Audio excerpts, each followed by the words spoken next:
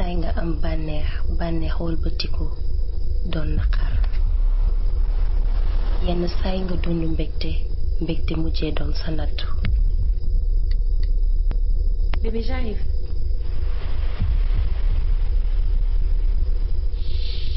ci benn bis mën nga cee am ci benn bis mën nga cee ñàkk. Mon bébé. waaye saa yoo wootee wallu bëgg nga ñu dégg la.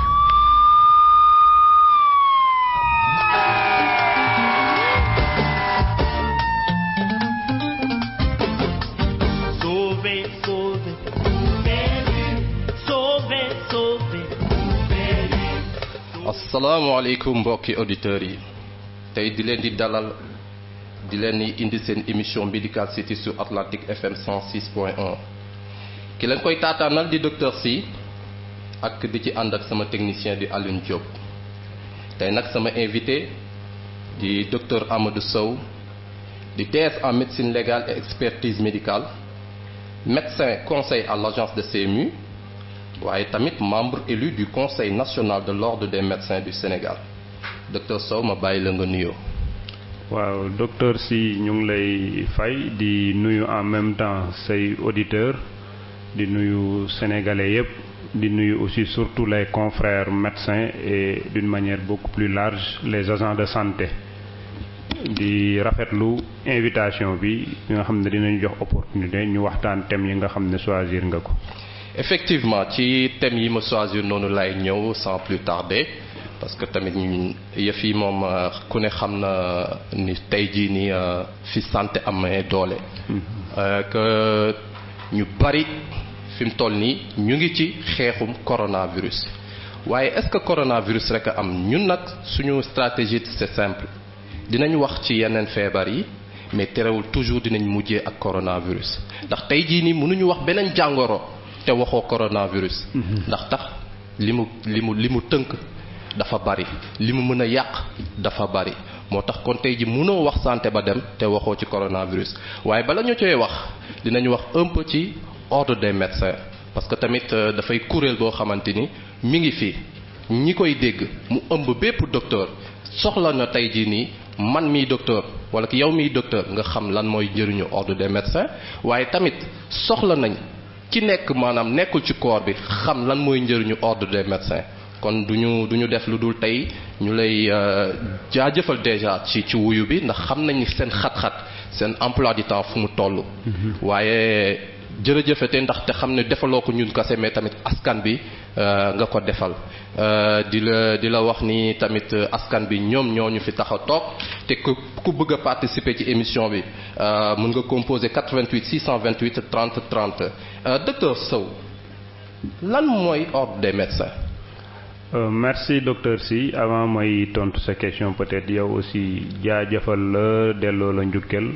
surtout rafetlu initiative bi nga xam ne jël nga ko en tant que médecin di nekk en même temps aussi journaliste war a taxaw di yëngatu ci domaine boobu noonu parce que ñun yàgg nañ di wax ne il va falloir que ñun les praticiens de la santé qu'on soit de plus en plus présents au niveau des médias. Maintenant on ose espérer qu'avec peut-être un des nôtres qui est maintenant dans le milieu ça nous permettra vraiment qu'on puisse prendre la place qui est la nôtre. Donc ñu ngi lay féliciter ci loolu di la encourager di la wax ne aussi nous sommes toujours disponibles heure boo ñu soxla. Merci beaucoup. Ceci étant dit comme ni nga ko waxee ci sa njëlbeen nu wax ordre des médecins kuréel la boo xam ne loi moom moo ko fi teg mooy comme on dit en français c'est la plus haute autorité en matière de profession médicale donc kuréel bu boot médecins yi nga xam ne ñoo nekk Sénégal yépp.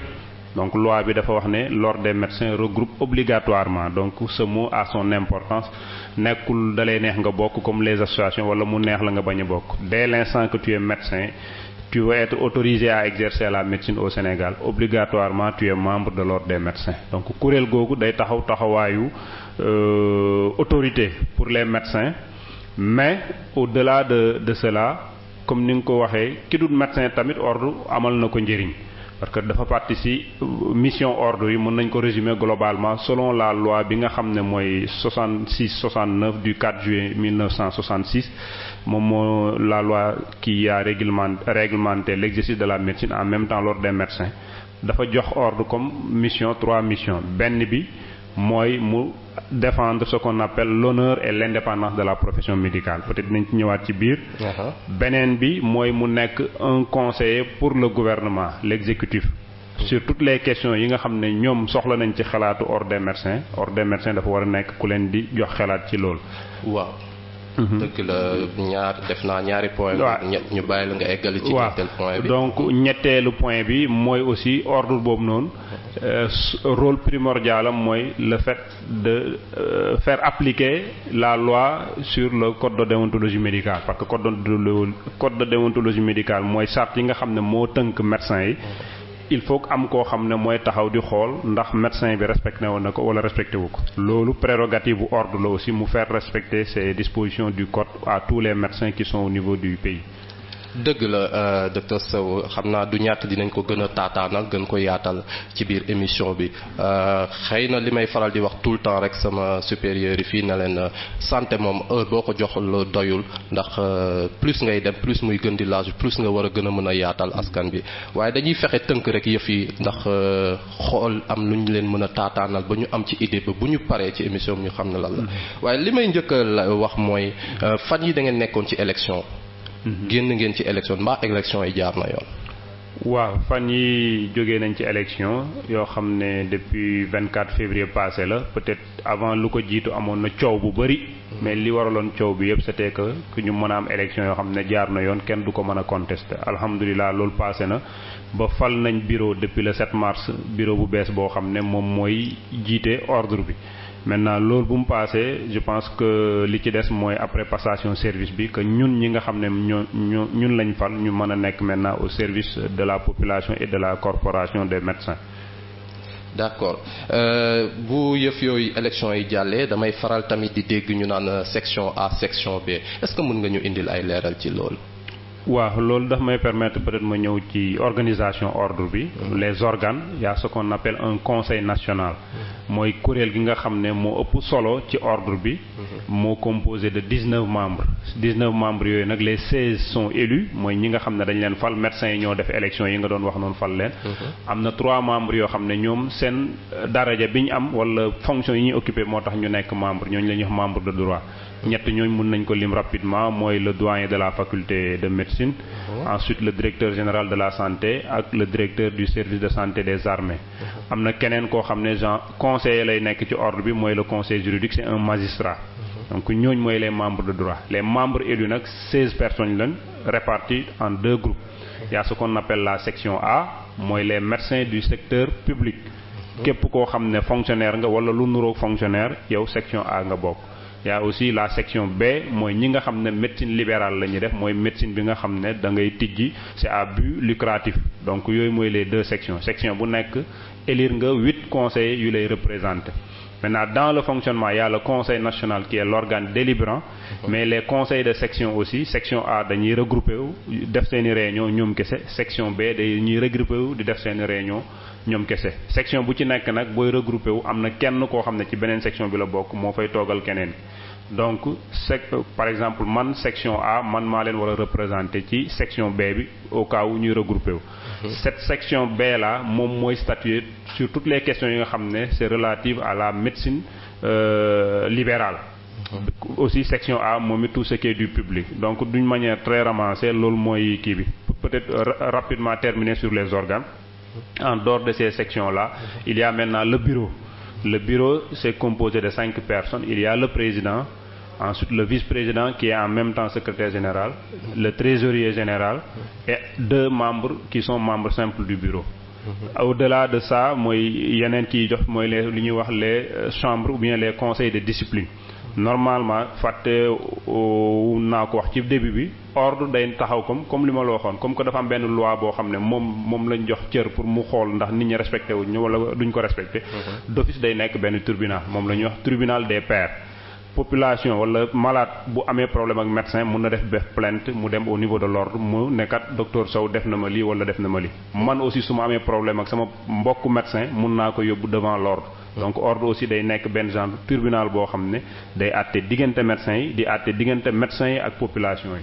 donc loolu mooy conseil de discipline yi ñoom ñooy régler loolu noonu. waaw ginnaaw bala ñoo egg foofu ndax loolu dina soxal askan bi ndax chaque fois nga dégg ay rumeur fii ay médecins yi juum nañ fii patient bi décédé na donc ñii ne damay porter plainte duñu porter plainte loolu xam naa ni dina soxal askan bi dinañ ci ñëwaat waaye bala ñoo egg foofu dañ leen yéenay saytu les conditions d'exercice de la médecine bala ngay àtte nit ki nooy saytoo ba xam jox ko droit pour mu exercer wala déet. Absolument donc même loi bi tënk ordre moom tënk ni ñuy exercer médecine moo wax yan condition nga xam ne moom nga war a remplir pour mën a ñu autoriser la nga exercer médecine loolu nag ordre moom mooy le garant ki nga xam ne mooy saytu loolu donc les conditions d'exercice pour exercer la médecine au Sénégal 3 la d'abord il y a ce qu'on appelle la condition de nationalité en principe pour exercer la médecine au Sénégal il faut être de nationalité sénégalaise.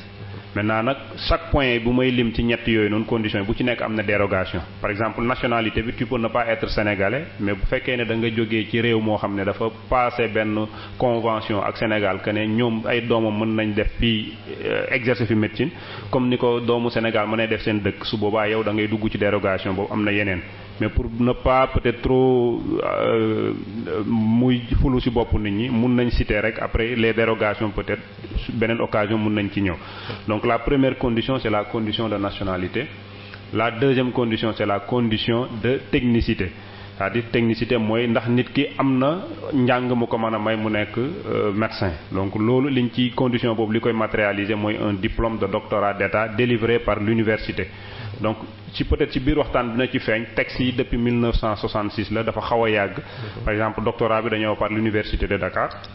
mais il faut reconnaître que maintenant il y a plusieurs universités publiques Thiès am na Saint-Louis am na Ziguinchor ñu ngi génne ay médecins yoo xam ne soutenir nañ donc c'est des doctorats yoo xam ne doctorat d'état la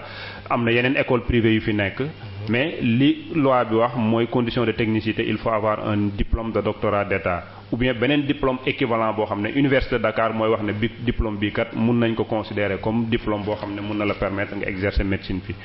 beneen condition bi des mooy la condition de moralité mooy médecine dafa nekk loo xam ne dafa aju nit ki mu nekk nit ku jub koo xam ne duñ dute ci ay mbiram loolu nag ordre moo am responsabilité pour saytu docteur Sow mii ne dafa bëgg a tijji clinique wala dañ ko mu ngi hôpital sàngam di liggéey est-ce que ni mu mel ci société bi mun na ko permettre mu mën a exercer loolu noonu parce que médecine dafa nekk loo xam ne corporation bu nit ñi jox cër la parce que aussi yàlla peut-être moo jël ci quelque jagleel ko pour nit ki di taxawu moromu nitam donc loolu da nga war a nekk koo xam ne du point de vue moralité tu dois être irréprochable donc condition de moralité boobu ordre moo am responsabilité saytu ko donc ñoom dañuy communiquer avec les pouvoirs judiciaires kuñ ci condamné normalement war nañ ko notifier ordre ñu xam ne kii kat defoon na lii wala def na lële des fois sax ça peut mun nañ ci basé wu pour ñoom it jël ay mesures aussi toujours condition de moralité ministère de la santé moo am nu mu tudd pouvoir autoriser nit mu exercer mais il faut que loi bi da ko tënk mu laaj avis ordre des médecins moom 3 points yooyu mu examiner ko xool ba pare avant muy wax ministère ne ko kii kat mën nga ko jox autorisation mu tijji cabinet wala bu ko jox parce que lii ak lii donc d'une manière avancée c'est ça. waaw c'est que foofu dinaa ci xaw a dellusiwaat tuuti tey jii nii nga ne foog mu am benn enquête de moralité mais est-ce que ñu ngi koy def réellement enquête boobu noonu. waaw li ma mën a tontu parce que aussi nekkuma dans le secret du fonctionnement certes élire nañ ñu teg nañ bureau mais jëlaguñ service mais li ma mën a jàpp mooy en principe peut-être moyens yi mën na ko bañ a matale mais je pense que comme ni ma la waxee ñoom ñu ngi communiquer avec les autorités judiciaires et consorts jàpp naa ne ñu ngi koy def même bu fekkee aussi bépp liggéey mën nañ ko parfaire mais jàpp naa ne ñu ngi koy def parce que peut-être y a des éléments yoo xam ne dañ la demander casier judiciaire parce que avant appréciation bi am na un ensemble de dossiers boo xam ne si la ñuy basé wu sax pour mën a autoriser nit ki donc mën nañ wax ne ñoom ñu ngi koy def maintenant nag tout travail est perfectible peut-être dans ce sens-là mën nañ jéem a xool après nu ñuy améliorer loolu. d'accord ni ñuy améliorer loolu di leen di fàttali rek ni yéen a ngi ci seen émission Medical City di Atlantic FM sur la 106.1 waa docteur Sow léegi yéen kuréel gi saytu maanaam lépp kuy exercer médecine mooy ordre des médecins ndax ñoom dañu am benn droit de radiation ginnaaw bu ñu defee droit d'inscription yi ba pare. waaw effectivement toujours dañuy dellu ci loi bi nga xam ne moo tënk ordre loi boobu jox na ko à travers ces commissions de discipline ñu sanctionner la sanction nag dafa graduelle radiation peut-être mooy bi nga xam ne moo mujj am na blâme am na avertissement am na interdiction temporaire ak interdiction définitive comme mooy radiation bi ngay wax donc c'est graduel selon degré li nga def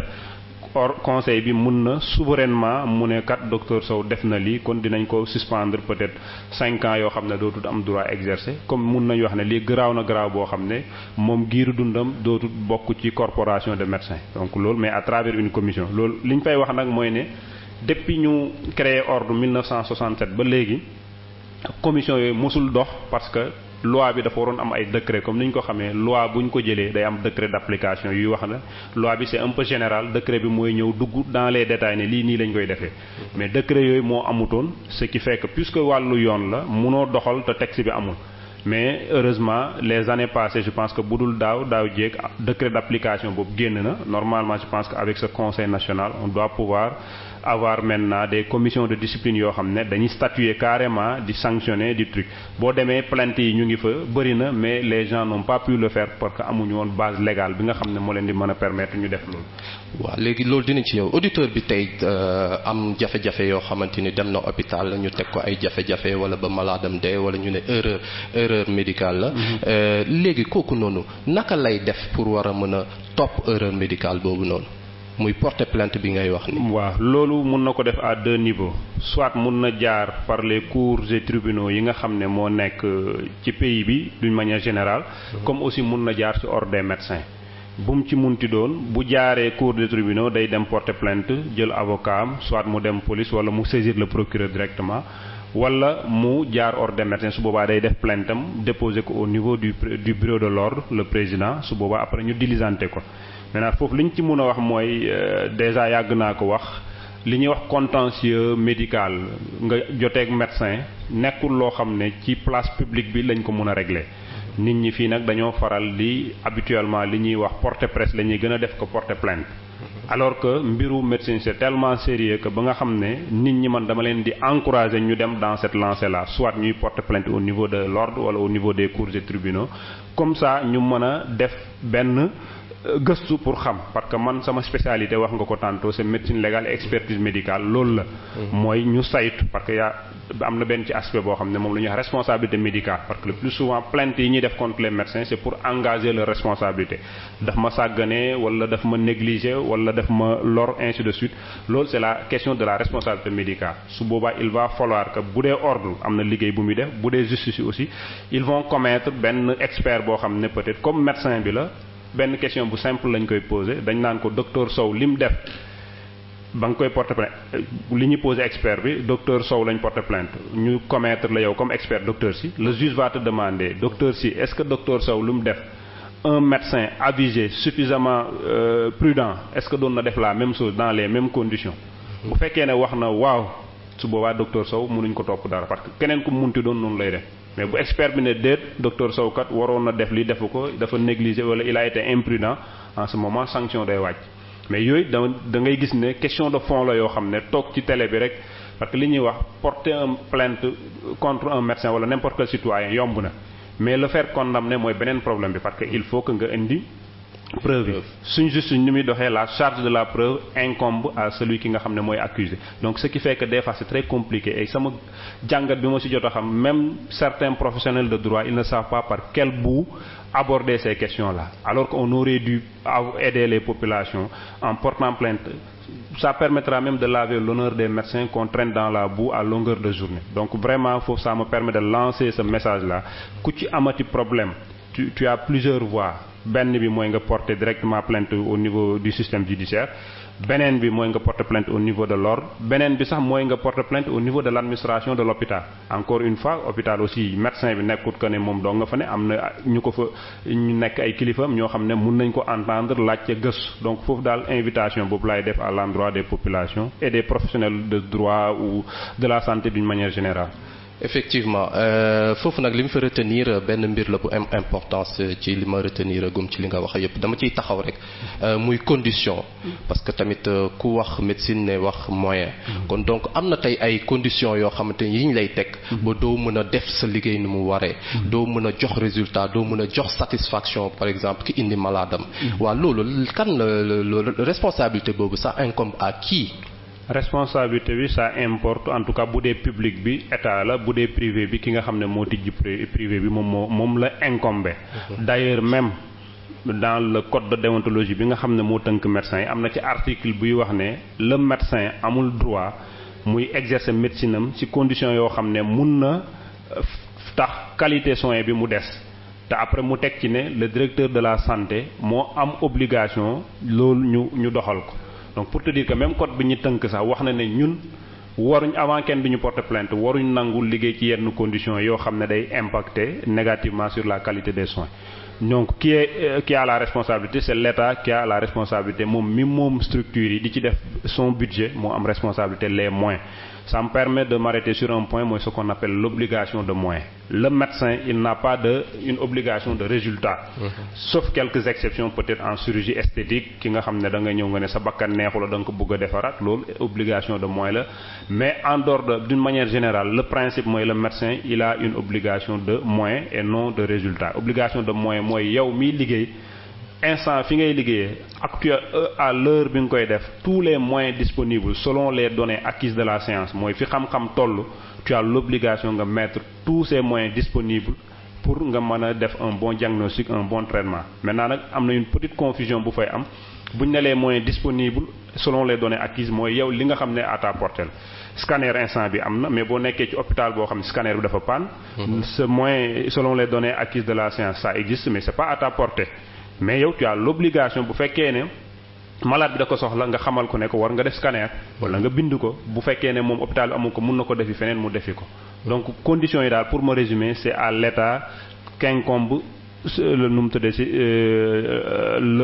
la fourniture de ces conditions d'un bon exercice médical wala ki nga xam ne moo tijji clinique am médecin bi nag am na ci une part de responsabilité parce que si tu acceptes de faire supposons une garde dans des conditions yoo xam ne wóor na leen fii nit ñi dinañ fa loru yow loolu c'est sa responsabilité la peut-être ki jiite hôpital bi moom mën na bañ a xam ne su ma amul benn benn scope mënuma def une bonne réanimation si tu acceptes d'avoir un service de réanimation sans pour autant ñu jox la le nécessaire nga bàyyi ko noonu sa responsabilité c'est engagée aussi donc il faut que aussi je lance un appel aux médecins ñu xam ne le code leur impose que ñoom conditions yi ñuy liggéeyee nañ ci bàyyi xel bu baax ba bu mu nekk conditions yoo xam ne day lor maladie. waaw condition yooyu noonu wax fa dëgg yàlla bu ñu ko dee xool ba xool matewul docteur Sow nga ne médecin bi am na droit bañ exercer sa liggéey su xoolee ni conditions yi matul mais est-ce que loolu gis nañ ko fi gisuñu ko fi en fait loolu sama problème man. waaw mënuñ wax d'une manière péremptoire ne amu fi peut-être am na ñenn ñu koy def en tout cas mais li gën a not mooy tey rek maa ngi koy mujj di waxtaan yenn collègues yi ñun on a l'habitude de s'accommoder mooy situation bi ñu nekk rek si la ñuy jéem a adapté wu pour liggéey alors que des fois si on pose le problème correctement dina permettre à l'autorité qui doit décider mu xam ne kat lii fii laa fi waroon def surtout que on est dans une logique boo xam ne peut-être c'est un financier wala beneen approche la ñuy am certes on peut pas le reprocher cela mais il faut que ñun ñi nga xam ne ñoo am cette prérogative wala cet objectif de bien prendre en charge ñu mën a wax ne conditions yi pour ma mën a faj malade bi correctement il me faut ceci il me faut cela donc encore une fois yaa ngi wax peut-être li gën a not mooy li ñu seetlu daal dañu ci benn accommodation lañ gën a nekk que exiger les conditions yi nga xam ne moom la ñu war a mën a am pour mën a liggéey correctement. Effectivement donc accommodation bon tolérance laa koy jàppee man ndax boo xoolee ba xool amul benn yoon benn hôpital boo xam te mën na la wax ne ay jumtukaayam mat na li mu soxla yépp am na ko pour war a mën a def liggéey bi ni mu waree même su jumtukaay yi amee médecins yi gis naa ni doyuñu kon donc loolu tamit beneen problème la ndax am na ci yenn réew yoo xamante ni am na temps de travail bu médecin war a am waru koo déborder ndax bu ko déborder rek après da koy sonal moom ci boppam ndax di nga ci gis médecin yoo xam dañu garde continuer enchaîner loolu tamit dafay répercuter un peu ci qualité liggéeyam boobu noonu kon ku ne am na ci wàll muy médecin bi muy gouvernement bi muy patient bi mais askan bi est-ce que am nañ boobu tolérance waa askan bi aussi peut-être li may faral di wax mooy ne ñoom it le plus souvent ils sautent sur de mauvaises occasions duñ boo ñëwee ci hôpital toog 8 heures ba 14 heures médecin bi gisu la au lieu que ngay ñëw di acharné wu ci kaw médecin bi da nga ma waroon gis loo doon def yaa ngi woon sa bureau nii da nga war a xool le pourquoi yow loolu nga ñëw hôpital defoo fa 30 minutes ñu faj la nga dem mais da ngay toog 8 heures ba 14 heures parce que loolu man lu ma dund la en 2014 2015 peut-être nekkoon naa benn centre de santé fii je voyais entre 8 heures et 14 heures pas moins de 40 malades ce qui veut dire que bu may ñëw 8 heures dinaa fekk ñoo xam ne 6 heures ñu ngi fa soo amee la malchance nga bokk ci parmi les derniers 14 heures lañ lay faj donc tu vas passer toute une journée là-bas avec ce métier. Maintenant li ma doon au lieu que ngay acharné wu ci médecin bi il faut essayer aller au-delà de ce qui est visible comme ça essayer de comprendre le pourquoi. wax nga ko tantôt il y a des normes au niveau international par exemple on te dit que une consultation normale entre médecin ak patient au minimum lu mu néew war na durer 15 minutes fi demal ci hôpitaux yi même les cliniques ban consultation mooy def 15 minutes malade bi def 15 minutes ci biir kii bi mënut nekk sax donc ce qui fait que yow une quinzaine de malades maximum nga waroon mën a jël dans la journée mais fii man je t'ai dit que man personnellement j'ai eu à consulter entre 8 heures et 14 heures 40 voire plus ce qui fait que yow da ngay sonn tu vas fournir plus d'efforts boo xam ne à un certain moment présence d'esprit bi ngeen waroon am pour def li nga war a def yëpp dootoo ko mun te loolu day après mooy indi juum mooy indi leneen su boobaa peut-être saafara bu jur jàngoro donc il va falloir que les populations aussi qu'on les appelle ñu aller au-delà à travers maintenant ñi leen di représenter hôpital boo dem am na ce qu'on appelle bureau des usagers am na l'association des consommateurs am na l'association de défense des droits des malades au-delà de ça il y a les collectivités locales il y a l'Assemblée nationale il faut qu'on se penche sur ces questions de fond au lieu que ñu nekk di tirer sur le système rek médecins yi defuñ lii dañuy xarmat fi dena certes am na ay problèmes ils sont pas indemnes de reproche mais nag waroon nañ leen jàppale ci question yooyu yi nga xam ne am na ku fi nekk war ko régler ñu def un bloc avec ces agents de santé pour ñu mën a régler question yooyu mais loolu ba léegi amagul na. waaw loolu amagul kon askan bi yéen a ko déggandoo di leen fàttali yéen a ngi ci seen émission Medical City sur Atlantique FM 106.1 di leen fàttali ni képp ku bëgg a bokk ci émission bi mën nga woote ci 88 628 30 30 pour nga mën a jot docteur Sow boo amee ay laaj yoo koy laaj waaye docteur Sow ñu ñëwaat ba léegi ci ordre des médecins ginnaaw bi nga leeralee point yooyu noonu kon jàpp nañ ni ñett ñëpp ñu ñuy wax acteur ci wàllum santé am nañ ci wàll maanaam muy patient bi muy médecin bi muy gouvernement bi waaw xam naa ni loolu dinañ ko gën a yaatal ci yeneen jëmmi jamono waaye dama gis ni ordre des médecins est-ce que rek médecins yi leen tax a jóg wala lépp loo xamante ni maanaam tey jii nii nga dégg ay exercice illégal de la médecine ñoom ban taxawaay lañ ci am. waaw ordre des médecins du médecins yi kese a priori sax ce ne sont pas les médecins mais c'est la corporation des médecins la profession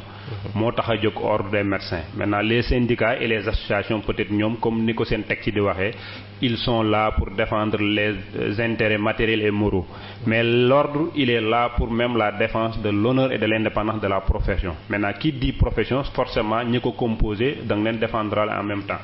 donc pour répondre précisément à cette question-là effectivement du médecin yi kese mais c'est la population parce que bu fekkee ne yow yaa am pouvoir xool ku war a exercer ku war a exercer ak fi mu toll nii boo demee France n'importe qui wala même dans la sous-région maintenant beaucoup de pays dem nañ ba am avancé boobu noonu boo à travers un clic mën nga xam kii ndax am na droit faj wala amul droit faj donc ordre de ne serait-ce que loolu bu ñu ko réuniroon ba nga xamante ne képp kuy médecin yow bindu nga ordre su boobaa dina gën a yombal liggéey bi mais fi mu toll nii am na si ñoo xam ne c'est des professeurs émérites ñii ay médecins yoo xam ne ñu ngi leen di dégg fu ne mais boo demoon fi mu toll nii di xool seen kayit ordre il ne figure pas là-bas. donc je pense que loolu benn chantier la beneen bi mooy exercice illégal il faut que ñu leeral ko mooy koo xam ne mu ngi exercer médecine te waru ko def donc loolu mun na nekk ci 2 points wala plusieurs points ki nga xam ne médecin la am na formation bi te li mu waroon sartoo defu ko peut-être papier yi mu waroon déposer wala nangam defu ko kooku day dugg ci exercice illégal mais am na keneen ki nga xam ne moom du médecin mais mu ngi def exercice illégal bu mu ci munti doon ordre am na responsabilité soit mu agir directement bu dee koo xam ne peut-être c'est dans la corporation boo xam ne bu dee koo xam ne c'est extérieur à la corporation kooku ordre aussi am na droit en tant que koo xam ne parce que loi bi tënk ordre aussi dafa wax ne moom mooy représenter dans la vie civile mun nañ di porter plainte def lu nekk te ordre d'ailleurs mu commencé na ko di ko def depuis les années passées récemment rek am na benn maaman boo xam ne mu ngi ci télé bu siiw ordre porté woon na ko plainte te moom dong donc c'est pour te dire que loolu ordre am na cëram mu bu gisee koo xam ne mu ngi def lu noonu ci corporation bi ci médecine bi ngay médecin buñ formé ci université yu Sénégal yi wala ngay koo xam ne praticien wala leneen ordre am na possibilité soit mu agir directement wala mu agir par le biais d'autres instruments yi nga xam ne république bi am na ko. waaw loolu dina permettre ma ñëw un peu ci tradipraticien kon fi mu toll nii su ma la déggee maanaam mën naa comprendre ni tradipraticien ordre am na droit dal seen kaw. waaw ku ci koo xam ne yaa ngi exercer illégalement médecine bi parce que tradipraticien d'ailleurs amoon na benn loi bu ñu leen doon préparer sax parce que loi bi daf ci amoon loo xam ne peut-être ñun médecins modernes ni ñu ko gisee woon du noonu à son temps ordre moo taxawoon ne lii kat buñ ko soppiwut mun na jur musiba moom moo taxoon loi boobu jàllagut mais ku ci def loo xam ne waroo par exemple am na si suñ code bi ñu tënk toujours yow amoo droit tradipraticien boo xam ne bind na analyse yow en tant que médecin biologiste wala pharmacien ngay def analyse boobu noonu parce que tu l'aides à faire de l'exercice illégal. Maintenant bu fekkee ne beneen d'une manière beaucoup plus générale parce que nous sommes là pour protéger les populations aussi bu fekkee ne yow li nga ci xam keneen xamu ko ci par exemple ñi dégg ñëpp ñuy wax damay faj diabète damay faj tension damay faj nii yow mi jàng physiologie jàng physiopathologie xam nga ne kii li muy wax vraiment waxu ko daan su sareet la mais population profane bi moom mënul xam loolu donc ne serait-ce que ça les médecins ont cette responsabilité au-delà même des actions judiciaires yi ñu mën a intenter que ñu dem expliquer les populations vraiment que ne lii loo xam ne taxawul parce que li nga xam yow yéen boo leen di déglu yow sa yaram day daw da ngay tiit sax parce que yow xam nga mais ki xamul moom xamul buñ ne la yow sa tension bi mënoo ko faj à vie ngay dëkk ak moom am koo xam ne mu ne la bu ma la joxee lii 2 semaines mu wér d'une manière très naïve da ngay jàpp ne loolu moo gën donc foofu daal ordre dina ci taxaw parce que loolu bokk na ci yi nga xam ne am na programme ñun biñ ñuy fal am na programme buñ proposé les collègues bañ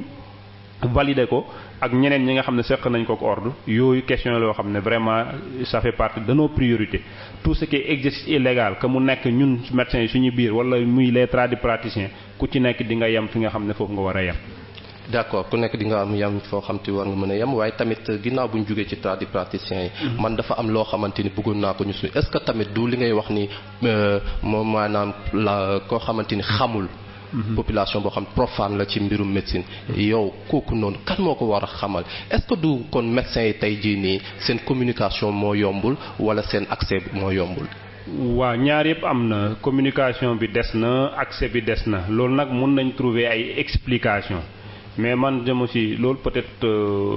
benn si nit que la dépendre aussi am na ci loo xam ne tu peux te sacrifier pour nga def ko mais c'est très compliqué que